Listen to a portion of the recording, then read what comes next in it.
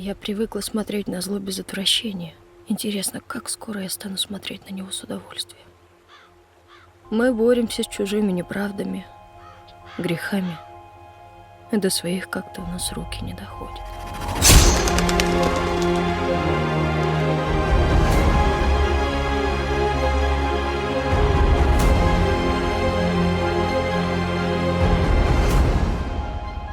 Я думала, у меня доброе сердце.